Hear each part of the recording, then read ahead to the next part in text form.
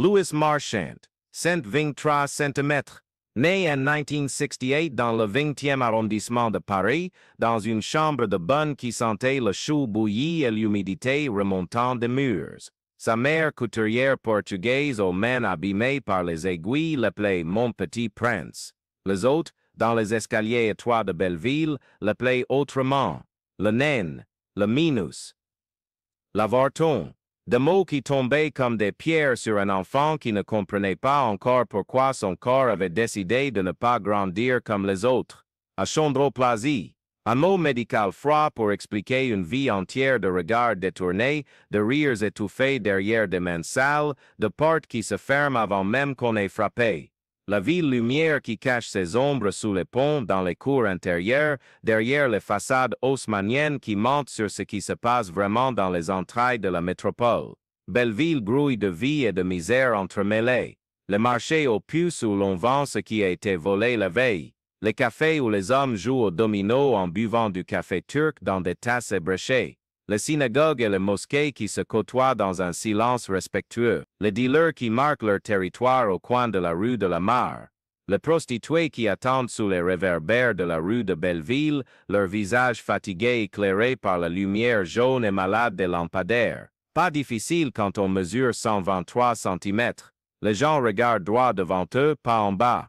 Ils marchent vite, les yeux fixés sur l'horizon de leurs préoccupations. Lui se faufilait entre les jambes pressées, entre les poussettes abandonnées sur les trottoirs, entre les cajots de légumes du marché de Belleville. Il connaissait chaque recoin de son quartier, chaque passage secret entre les immeubles, chaque cour où l'on pouvait se cacher quand les choses tournaient mal.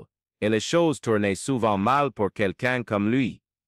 À l'école primaire de la rue des Couronnes, les autres enfants avaient fait de sa vie un enfer quotidien. Ce n'était pas de la cruauté consciente au début, c'était de la curiosité mal placée, des questions sans filtre. Pourquoi t'es si petit? Tu vas grandir quand? C'est contagieux? Puis la curiosité s'était transformée en moquerie. Les surnoms, les imitations, le jeu où il était toujours le monstre, le troll, le gobelin. À 12 ans, il avait cessé d'aller à l'école. Personne n'avait vraiment remarqué. Sa mère travaillait 16 heures par jour dans un atelier de confection clandestin rue de Charonne. Son père était parti avant même sa naissance, incapable d'accepter d'avoir engendré ce que les voisins appelaient une anomalie. Il avait appris à lire en déchiffrant les graffitis sur les murs. Il avait appris à compter en aidant les vendeurs du marché à rendre la monnaie. Il avait appris la vie en observant, en écoutant. Les gens parlent librement devant quelqu'un qu'ils ne considèrent pas vraiment comme une personne. Ils confessent leurs crimes, leurs secrets, leur honte, pensant que celui qui mesure 123 cm n'est pas assez humain pour comprendre ou se souvenir. Ils travaillaient où ils pouvaient. Livraison pour les commerçants, course pour les vieux qui ne descendaient plus les escaliers, petite réparation. Il avait des mains habiles lousses. Des doigts fins et précis qui savaient démonter et remonter n'importe quoi. Montres, serrures, radios. Les gens le payaient peu mais le payaient quand même. Quelques francs glissés dans sa paume avec un sourire gêné, comme on donne à un mendiant pour soulager sa conscience. Mais Luz n'était pas un mendiant. Il était un observateur, un archiviste silencieux des injustices quotidiennes. Il voyait ce que personne ne voulait voir. Madame Rosenberg, la vieille juive du 3e étage, qui se faisait voler sa retraite par son propre neveu. Monsieur Diallo, le vendeur de cigarettes, qui payait protection à des racailles qui le traitaient de sale noire en empochant son argent. Fatima, la fille de 16 ans, qui se faisait harceler tous les jours par le fils du boucher, un garçon de 25 ans qui se croyait tout permis parce que son père connaissait le commissaire du quartier. Un cahier d'écolier à couverture bleue qu'il gardait caché sous une lame de parquet dans sa chambre. Nom, dates, crimes, injustice, des pages et des pages d'une écriture serrée et minutieuse. Personne ne savait que ce petit homme qui se faufilait dans les ombres tenait le registre secret de Belleville. Faites une pause quand la justice s'arrête aux portes, qui ose les franchir. L'été 1992 fut suffocant. Paris cuisait sous un soleil impitoyable. Les rues sentaient l'urine et les ordures qui pourrissaient trop vite. Les gens étaient irritables, agressifs. La chaleur fait ressortir le pire chez les hommes. Luz avait 24 ans. Il vivait seul depuis 3 ans, depuis que sa mère était morte d'épuisement dans son sommeil, le cœur lâchant après des décennies de travail sans repos. Ce soir-là, Luz revenait du marché. Dans son sac, des tomates trop mûres qu'un vendeur lui avait données parce qu'elles ne se vendraient pas le lendemain. Un pain un peu rassis, du fromage qui commençait à puer. Il marchait rue de Belleville quand il entendit les cris, des voix d'hommes, des rires méchants, et une voix de femme qui suppliait. Il tourna dans la rue Ramponneau. Dans la semi-obscurité d'une porte cochère, 3 silhouettes entouraient une 4e. Luz reconnut immédiatement la scène. Fatima, la fille du épicier algérien. Elle avait 17 ans maintenant. Elle portait son voile et serrait son sac contre sa poitrine. Les 3 hommes, Luz retait Luz. Il les connaissait aussi, Stéphane Mercier, le fils du boucher, et ses 2 complices habituels, Julien et Marco, 2 petites frappes qui traînaient devant le PMU et vivaient de trafic minable. « Allez, ma jolie, sois pas timide, disait Stéphane en bloquant le passage. On veut juste discuter. Laissez-moi passer, répondait Fatima, la voix tremblante mais ferme. Mon père m'attend, ton père peut attendre. On a tout notre temps. Luz sentit quelque chose se tordre dans son ventre. Ce n'était pas de la peur, c'était de la colère.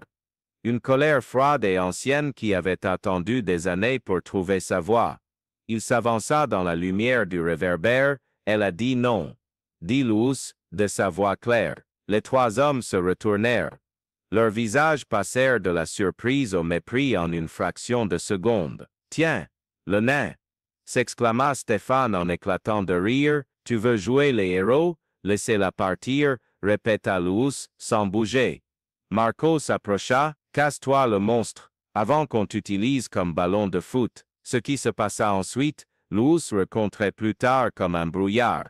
Stéphane le poussa. Luz tomba sur le trottoir. Son sac éclata, les tomates s'écrasant sur le béton. Les 3 hommes riaient. Fatima en profita pour s'enfuir en courant. Stéphane donna un coup de pied dans les côtes de Luz. Voilà ce qui arrive quand les monstres jouent aux hommes. Luz resta allongé sur le trottoir longtemps après leur départ. Le goût du sang dans la bouche, les côtes douloureuses. Mais ce n'était pas la douleur physique qui le tenait cloué au sol. C'était la honte, l'humiliation, la conscience aiguë de son impuissance. Quelque chose se brisa en lui cette nuit-là, ou peut-être que quelque chose naquit. Luz rentra chez lui en boitant. Il sortit son cahier bleu.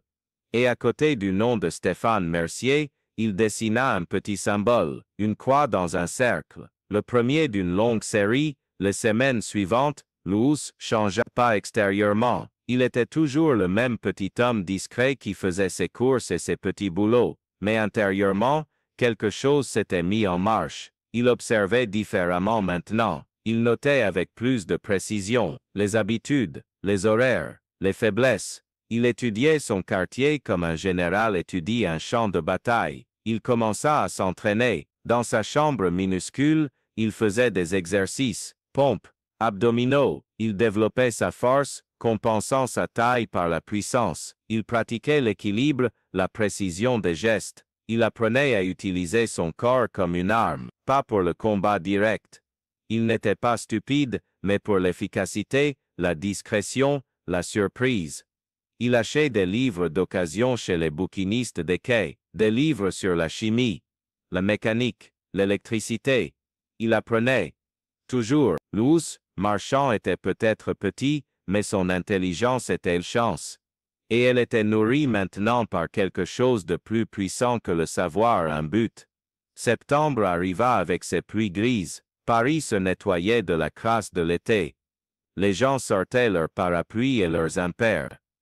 La ville sentait l'asphalte mouillé et les feuilles mortes. Un soir, Stéphane Mercier ferma la boucherie de son père vers 22 heures. Il avait l'habitude de rentrer à pied, traversant Belleville d'un pas conquérant, son blouson de cuir sur les épaules, une cigarette au bec. Ce soir-là, il ne rentra jamais chez lui. On le retrouva le lendemain matin, dans une ruelle derrière la rue des Pyrénées. Inconscient, le visage tuméfié, les 2 jambes brisées avec une précision chirurgicale, et sur sa poitrine, tracé au marqueur rouge, un symbole, une croix dans un cercle. À côté de lui, un message sur un morceau de carton récupéré dans une poubelle. Pour Fatima, pour toutes les autres, la honte change de camp. L'affaire fit peu de bruit. Stéphane ne porta pas plainte. Comment expliquer à la police? Comment avouer qu'un monstre l'avait mis à terre? Son silence fut plus éloquent que n'importe quelle confession. Dans le quartier, on commença à murmurer. Qui avait fait ça? Pourquoi? Le symbole devenait une signature, une marque, un avertissement. Louis, continua sa vie comme si de rien n'était. Il faisait ses livraisons. Il saluait poliment les commerçants. Il aidait Madame Rosenberg à porter ses courses. Personne ne pouvait imaginer que ses mains qui réparaient les montres cassées avaient brisé les jambes d'un homme 2 fois plus grand que lui. Mais dans son cahier bleu, une croix dans un cercle était maintenant barrée, et d'autres attendaient leur tour. Le neveu de Madame Rosenberg, Didier, était un homme de 35 ans qui n'avait jamais travaillé. Il vivait de l'argent qu'il extorquait à sa tante, menaçant de la mettre dans un hospice si elle ne payait pas. Chaque mois, il montait chez elle, prenait l'enveloppe contenant sa retraite et repartait en la traitant de vieille conne. Madame Rosenberg pleurait en silence, trop fière pour demander de l'aide, trop effrayée pour dire non. Louis avait tout vu, tout entendu. Didier était dans son cahier depuis longtemps. L'octobre. Les herbes de Belleville se dépouillaient de leurs feuilles. Didier avait l'habitude de boire au bar Le Diplomatique, rue de Ménilmontant. Il y passait les soirées à claquer l'argent de sa tante en bière et en paris sportifs. Un soir, il quitta le bar vers minuit, ivre et braillard. Il titubait vers la station de métro Ménilmontant. Il ne l'atteignit jamais. Dans l'escalier sombre qui descendait vers la station, quelque chose le frappa, pas quelqu'un. Quelque chose d'invisible, de rapide, de précis. Il tomba. Des mains, petites mais incroyablement fortes, le fouillèrent, lui prirent son portefeuille, ses clés, ses papiers. Le lendemain, Madame Rosenberg trouva une enveloppe sous sa porte. À l'intérieur tout l'argent que son neveu lui avait volé ces 6 derniers mois. Et un mot, il ne reviendra plus. Vous êtes protégé maintenant. Le symbole était là aussi. La croix dans le cercle. Didier porta plainte cette fois. Il raconta à la police qu'il avait été attaqué par une créature qu'il ne pouvait pas bien décrire parce qu'il faisait noir et qu'il était un peu éméché. Les flics notèrent son témoignage avec des sourires en coin. Un autre poivreau qui voyait des fantômes. Affaire classée. Mais dans Belleville, on ne parlait plus que de ça. Le justicier mystérieux. Celui qui défendait les faibles. Celui qui marquait ses victimes du symbole. On l'avait surnommé le cercle. Personne ne savait qui il était. Tout le monde avait sa théorie, un ancien boxeur, un flic infiltré, un ange vengeur. Jamais personne ne pensa au petit homme discret qui réparait les montres. Faites une pause quand la justice s'arrête aux portes, qui ose les franchir. Si vous trouvez cette histoire captivante, pensez à vous abonner à cette chaîne. D'autres récits comme celui-ci vous attendent, des vérités qu'on ne raconte pas ailleurs, des histoires qui méritent d'être entendues. Le jour, il était Louis le réparateur, Louis le discret, Louis le petit homme que personne ne remarquait vraiment. La nuit, il devenait le cercle, le fantôme de Belleville qui rendait justice là où les lois avaient échoué. Il ne se considérait pas comme un héros, il ne cherchait pas la gloire. Il faisait simplement ce que personne d'autre ne faisait, il prenait au sérieux les souffrances des invisibles. Les vieux, les femmes, les immigrés, les pauvres, tous ceux qui n'avaient pas de voix, pas de pouvoir, pas de défense. Louis leur donnait une arme, la peur dans le cœur de leurs oppresseurs. Son cahier bleu s'épaississait, les noms s'accumulaient. Louis était méthodique. Il ne frappait jamais au hasard. Chaque cible était choisie, étudiée, méritée. Il ne voulait pas de victimes collatérales. Il ne voulait pas reproduire l'injustice qu'il combattait. Il avait un code, strict et non négociable, jamais les innocents. Monsieur Diallo, le vendeur de cigarettes, payait protection depuis 3 ans à une bande de petits caïds qui contrôlait le commerce de rue à Belleville. Leur chef s'appelait Rachid, un type de 28 ans qui se prenait pour un parrain de la mafia. Il avait 3 hommes avec lui. Ils passaient tous les vendredis collecter leur dû. 50% des revenus. Si tu ne payais pas, ils cassaient ta marchandise. Si tu protestais, ils te cassaient toi. Monsieur Diallo avait 6 enfants à nourrir. Il travaillait 15 heures par jour pour gagner de quoi les nourrir et payer l'école. Rachid lui prenait la moitié. Diallo ne se plaignait jamais. Que pouvait-il faire? Aller voir la police, les flics s'en foutaient. Pour eux, c'était des affaires entre gens du quartier. Traduction, on ne protège pas les Noirs qui vendent des cigarettes de contrebande. Louis suivit Rachid pendant 2 semaines. Il apprit ses habitudes, ses horaires, ses faiblesses. Rachid aimait les voitures, il avait une Golf GTI rouge qu'il avait achetée avec l'argent extorqué. Il la garait toujours dans le même parking souterrain, rue de la Villette. Il y descendait seul, tard le soir, après avoir passé la soirée dans les bars. Un vendredi soir, Rachid descendit dans le parking comme d'habitude. La lumière blafarde des néons, l'odeur d'huile et de béton. Il sifflotait en marchant vers sa Golf. Il ne vit pas l'ombre qui se déplaçait entre les voitures. Il ne sentit pas la présence derrière lui. Pas avant que le câble ne s'enroule autour de ses chevilles et ne le fasse tomber face contre le sol. Ce qui suivit, Rachid ne le raconta jamais complètement. Des coups, précis, méthodiques, pas destinés à tuer mais à briser. Ses mains, ses doigts, un par un, méthodiquement, et une voix calme et froide qui lui disait « Tu ne voleras plus personne, tu ne frapperas plus personne. Tes mains sont cassées maintenant. Souviens-toi de ce symbole. » Sur le capot de sa Golf, tracé avec sa propre clé, le cercle et la croix. Rachid quitta Belleville après ça. Ses lieutenants se dispersèrent.